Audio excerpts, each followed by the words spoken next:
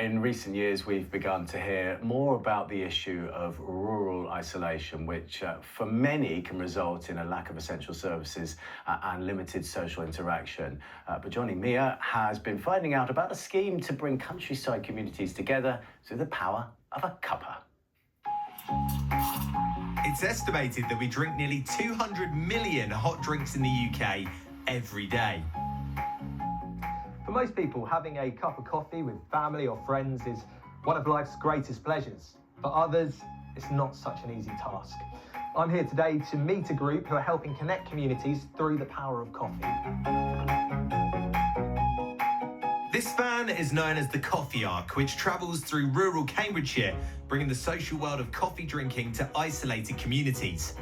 It's been set up by local vicar, Reverend Becky Dybel, and local farmer, Hannah Baker, and I'm meeting them at one of their stops at Glatton Village Hall, where they will set up base to sell coffee and cakes for villagers to enjoy together inside.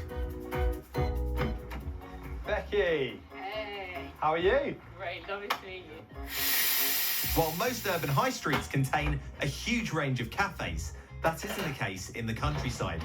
Becky saw this as a problem, meaning that people could become isolated, so she's bringing cafe culture to them.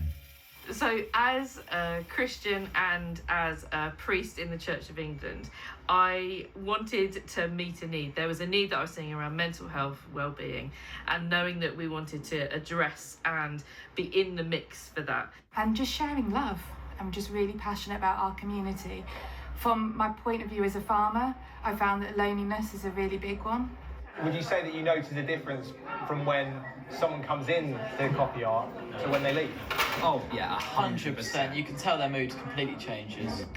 The van hits the road once a week, covering the local villages, and she can also be hired for special events. What would you say is the unique role of the church with it? I think that the simplicity of it is get out the walls, get out the church, get away from the pews, and instead be where people are, and be where that love is needed. Inside the hall, the conversation is flowing over coffee and cake. I think sometimes you can be right next to your neighbours and you don't even say much more than a hello. So it's really important if you can get out and have a chat. Also, some farms are quite far apart from each other, you know, so, and busy people, you know, there's not all these central places do come together, really, is there? It's nice to see people who don't get out very often.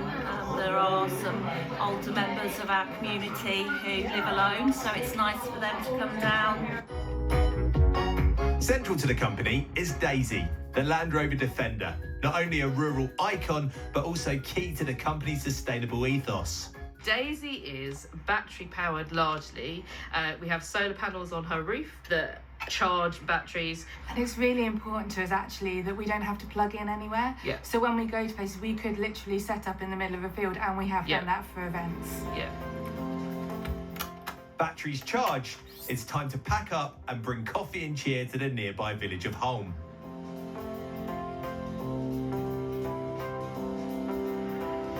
And we're setting up outside the picturesque St Giles Church. The scheme is run as a not-for-profit, meaning that any money made is reinvested so they can reach more people and communities. So Neil, hopefully I've got your order correct. Retired local businessman Neil has lent his expertise to the project. So what was it that made you want to get involved? We all want to get to a point where you give something back. You know, you look around and you see what it does to people's smile on their face, coming out, talking, engaging. It's absolutely fantastic. But the basis of it is, it's about transforming lives one cup at a time. Cheers to that. Cheers.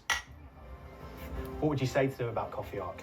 I would say give it a go. Come along, have a coffee, have a chat. That's the important thing. How is the coffee? Oh, very good. And with that, this little van is off to its next stop, helping to bring communities closer together through coffee.